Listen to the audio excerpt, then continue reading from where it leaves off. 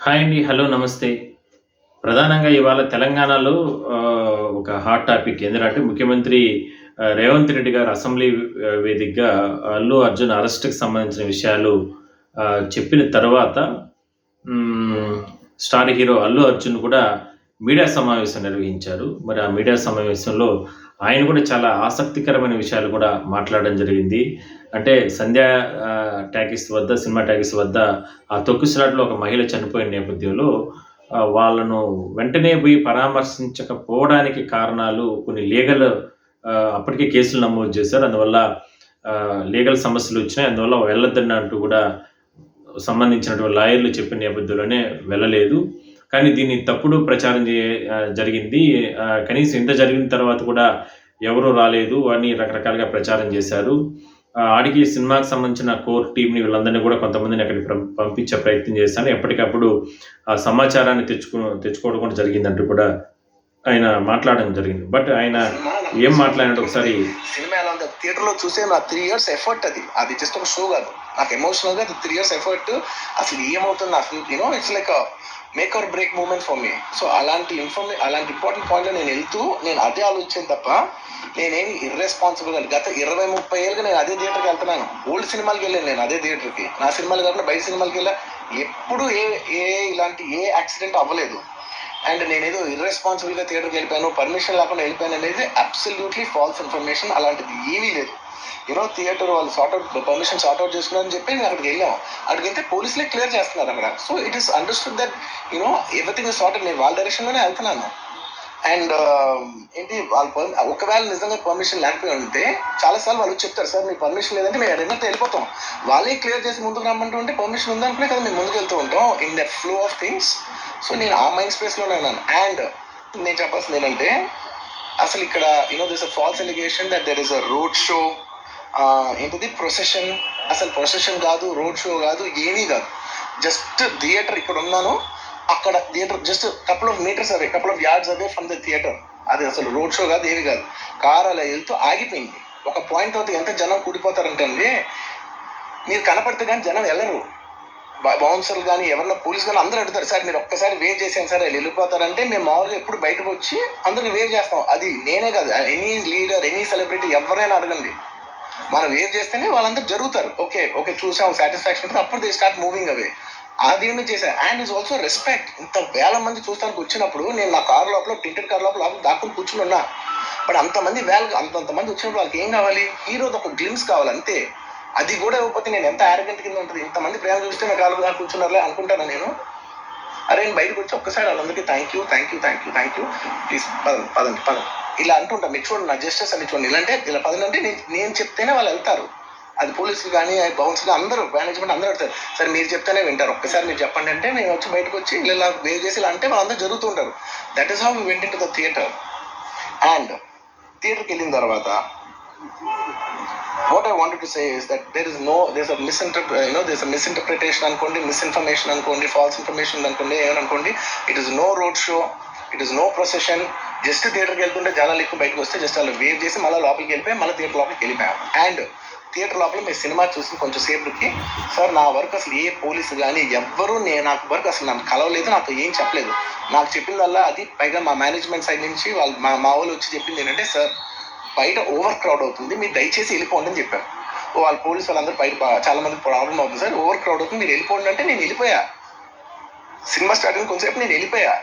నేను మా వైఫ్ అందరూ మేము బయటకు వచ్చాము అంతే. నాకు అసలు ఆ తర్వాత నెక్స్ట్ డే నాకు తెలిసింది, ఒక లేడీ ఇలా ఉందంట, కళ్ళు తిరిగి పడిపోయిందంట, ఆ తర్వాత ఆవిడ పాపం చనిపోయిందంట, ఇలా కిడ్ ఉన్నాడు అంటే నేను షాక్లో గురయ్యా.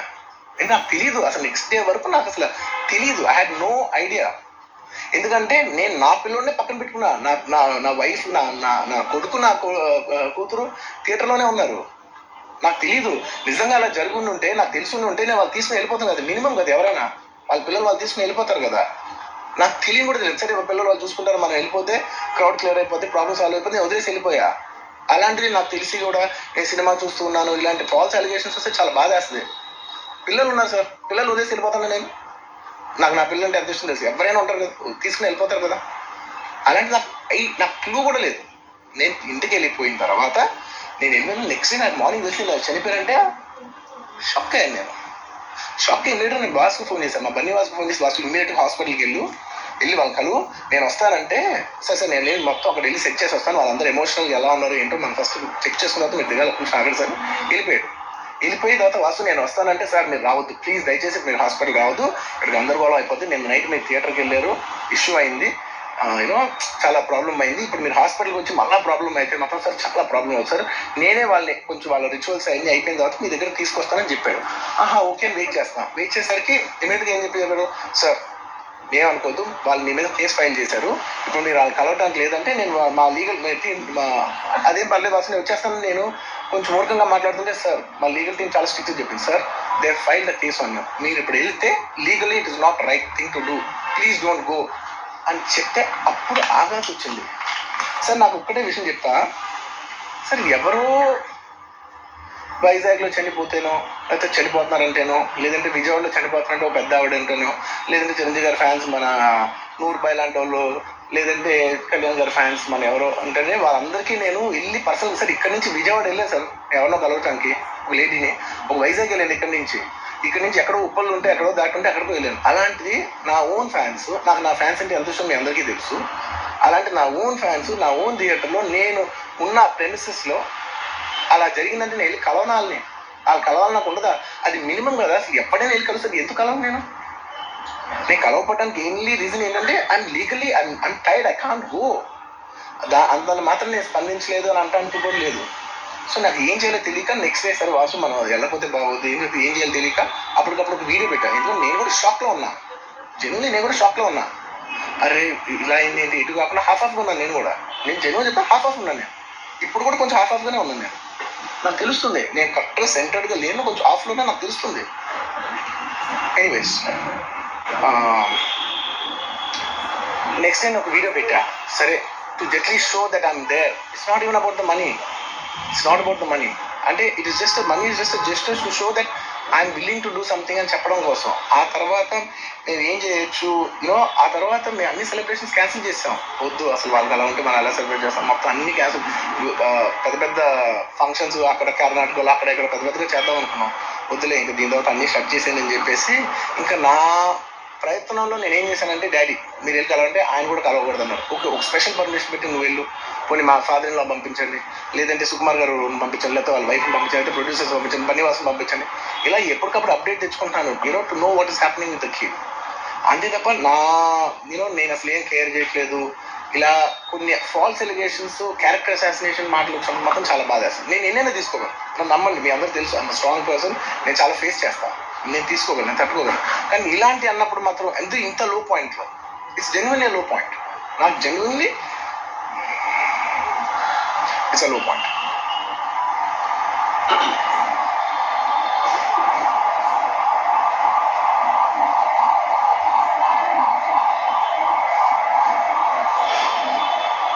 నేను సినిమాలు చేసేదే మీరు థియేటర్కి వచ్చి ఎంజాయ్ చేయాలి, అలాంటి థియేటర్లు ఇంత మిస్అప్ అయితే ఎంత బాధపడతాను నేను.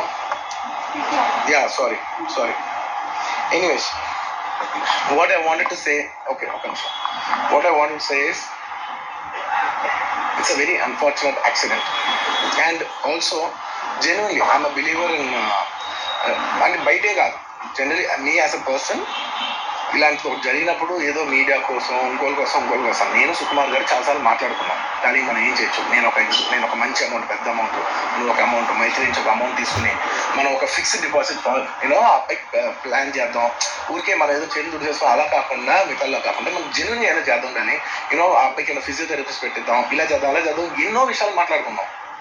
అంత మాట్లాడుకున్న తర్వాత నేను కేరింగ్గా లేను సార్, ఎలా ఉంటుంది sir, I have the same age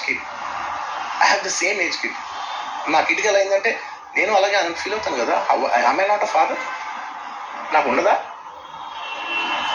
ఇన్ని క్యారెక్టర్ ఇంత అసాసినేట్ చేసినప్పుడు ఇట్స్ పబ్లిక్లీ హ్యూమిలియేటింగ్, నాకు చాలా బాధ ఉంది. నేను ఇంత చేసినా కూడా నాకు బాగా ఉంది సార్, అయ్యమ్మ మన తెలుగు వాళ్ళు బరువు తీసిన పైన పెడతాం, నేను సినిమా చేస్తుంటే మనం లాక్కుంటున్నాం. Anyway doesn't matter. ఓకే, మీరందరూ నాకు వదిలేదు అసలు ఇంకా ఎన్ని ఇంకెందుకు మళ్ళీ డబ్బులతో ఇచ్చాం అది ఇది అనిపించుకుంటాను వద్దు.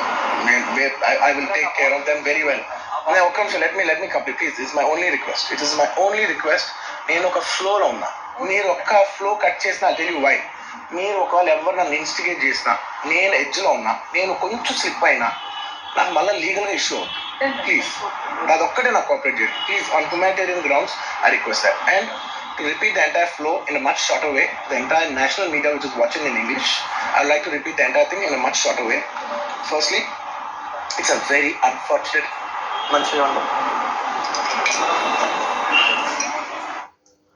సో చూసారు కదా, అల్లు అర్జున్ ఇప్పటివరకు మాట్లాడినటువంటి మాటలు మీరు విన్నారు. అంటే ఇందులో చాలా అంశాలు ఆయన మాట్లాడడం జరిగింది. అంటే కేసుల విషయాలు ఇటువంటివన్నీ కూడా ఎక్కడ మాట్లాడలేదు, కానీ లేదంటే ముఖ్యమంత్రి గారు రేవంత్ రెడ్డి గారు మాట్లాడిన సందర్భం అలాంటి మాటలు కూడా ఆయన ఎక్కడ కూడా మాట్లాడలేదు. కేవలం ఆ రోజు జరిగిన ఘటన, ఆ రోజు జరిగే ఘటన తర్వాత ఆయన కారు దిగి, ఏదైతే ఇప్పుడు పోలీసులు చెప్తున్నారో, నువ్వు కారు దిక్కపోయి ఉంటే అంత క్రౌడ్ అక్కడికి వచ్చుండే వాళ్ళు కాదు కదా, చూసేదానికి అక్కడికి అంత దూరం వచ్చుండే వాళ్ళు కాదు అని పోలీసుల వర్షన్ ఉంది. కానీ ఇక్కడ అల్లు అర్జున్ గారు చెప్తుంది ఏంటంటే, కారు దిక్కపోతే వాళ్ళ కారుకు మొత్తం అంటే దగ్గరకు వచ్చేస్తున్నారు. మొత్తం వాళ్ళు ఒక హీరో అయినా ఎవరైనా సరే, ఒక సెలబ్రిటీ కారు దిగి చెయ్యి ఊపితే తప్ప వాళ్ళు వదలరు, దారి వదలరు. మరి ఆ స్థాయిలో ఉండేటప్పుడు అక్కడ ఉన్నటువంటి బౌన్సర్లు, అక్కడ ఉన్న పోలీసులే, సార్ మీరు కొద్ది కారు దిగి ఒకసారి చెయ్యి అట్లా ఊపి చెప్తే కానీ, హాయ్ చెప్తే వాళ్ళు హ్యాపీగా ఫీల్ అయిపోతారు, వాళ్ళు ఎంత దూరం వచ్చుంటారు కదా అనే అదే చెప్పిన దానివల్లనే తాను దిగడం జరిగింది. దాని తర్వాత ఇట్లా ఇన్సిడెంట్ జరిగింది, ఒక ఆమె చనిపోయింది, దాని తర్వాత బిడ్డకు కూడా ఏ విధంగా ఉంది అనుకున్నప్పుడు ఆ మరుసటి రోజు నాకు విషయం తెలిసింది. అయినప్పుడు వెళ్దాం అనుకుంటే ఇంక లీగల్ ఇష్యూస్ ఇవన్నీ కూడా మనం ఇందాక మాట్లాడుకున్నాం. ఇవన్నీ జరిగిపోయాయి. ఒక మంచి సినిమాని ఎంటర్టైన్మెంట్ చేసి ప్రజలకు అందరికీ కూడా చూపించడానికే మేము కష్టపడతాం, దాదాపు 2-3 సంవత్సరాలు కష్టపడ్డామంటూ కూడా చెప్తూ ఆయన కంటతడి కూడా కాస్త పెట్టుకోవడం జరిగింది. అంటే నాకు కూడా 9 సంవత్సరాల బిడ్డున్నాడు, మరి నేను కూడా తండ్రి స్థానంలో ఉన్నాను. ఆ కుటుంబానికి ఖచ్చితంగా ఎంతో కొంత మనం భారీగా బల్క్గా మేము చేద్దామని సినిమా అంటే మా ప్రొడ్యూసర్ మేము అందరూ అనుకున్నప్పటికీ కూడా ఇట్లా లీగల్ ప్రాబ్లమ్స్ వల్ల మేము వాళ్ళ దగ్గరికి, ఆ కుటుంబాన్ని దగ్గరికి వెళ్ళలేకపోయాము. జరిగిపోయింది, జరిగినట్టు అంటే ఆయన చెప్తుంది ఏంటంటే, చనిపోయిన మహిళని మేము తీసుకురాలేకపోయినా కూడా వాళ్ళకు సపోర్ట్ చేసి వాళ్ళకి ఏదో ఒక రకంగా మనం న్యాయం చేద్దాం అనుకునే లోపలే ఈ కేసులని ఇట్లా రకరకాలుగా లీగల్ ఇష్యూస్ వచ్చాయి. ఇంకెక్కువ కూడా దీన్ని మాట్లాడితే అంటే మీడియా ప్రతినిధులు కూడా అడుగుతున్నారు, బట్ ఇంకా ఏదైనా కొన్ని ప్రశ్నలు అవి అడిగితే మళ్ళీ లీగల్ ఇష్యూస్ వస్తాయి కాబట్టి కొన్ని నేను మాట్లాడినట్టు కూడా ఆయన సున్నితంగా తిరస్కరించడం జరిగింది. అయితే మొత్తం మీద అంటే లాస్ట్లో ఒక మాట కూడా మాట్లాడాడు ఆయన. అంటే అంటే 2 తెలుగు రాష్ట్రాల్లో తెలుగు ఇండస్ట్రీలో అంటే స్థాయిలో మనం ఎదుగుతున్నాము. అది కాకుండా మన తెలుగు జాతి పవర్ మనం ఎక్కడో అంటే నేననే కాదు కానీ, అంటే ఆయనని కాదు కానీ మనం తీసుకెళ్ళాలి. అంటే ఎవరు చేసినా సినిమా ఇండస్ట్రీలో ఒక స్టార్ హీరోగా అది ఆ పేరు వస్తుంది కాబట్టి అలా తీసుకెళ్లాలనే ప్రయత్నంలో మేము చేశాము పుష్ప 2కి సంబంధించిన సినిమా కూడా. బట్ ఇలా జరిగింది, అది ఓకే అని ఆయన కాస్త ఎమోషనల్గా ఫీల్ అయ్యి అక్కడ కట్ చేయడం జరిగింది. సో చూద్దాం, ఆయన కూడా చాలా ఎమోషనల్గా మీడియాతో మాట్లాడినారు. మరి అక్కడ పోలీసులు, అక్కడ ప్రభుత్వం ఏ రకంగా చర్యలు తీసుకుంటుంది అంటే, ఇవాళ రేవంత్ రెడ్డి గారు మాట్లాడిన ఇష్యూలో కూడా అంటే ఇండస్ట్రీలో అంటే అల్లు అర్జున్ అని కాదు కానీ ఎవరు ఆ ప్లేస్లో ఉన్న ప్రభుత్వం చర్యలు తీసుకోండేది, అలాంటి విషయాన్ని ఆయన అసెంబ్లీ వేదికగా చెప్పడం జరిగింది. అది కూడా గ్రహించాలి. బట్ అల్లు అర్జున్ గారు కూడా చాలా ఎమోషనల్గా ఫీల్ అయినారు, ఎలా ఆయన బాధపడుతున్నారు. చూద్దాం మళ్ళీ లీగల్గా ఇవన్నీ ఏ విధంగా ముందుకు వెళ్తాయి, ఎటువంటి ఆ బిడ్డకి న్యాయం జరుగుతుంది. సో మొత్తం మీద గుడ్ అంటే మంచి విషయం ఏంటంటే ఆ బిడ్డ తొందరగా కోలుకుంటున్నారు, దానికి మనం సంతోషించదగ్గ విషయంగానే మనం చెప్పుకోవచ్చు.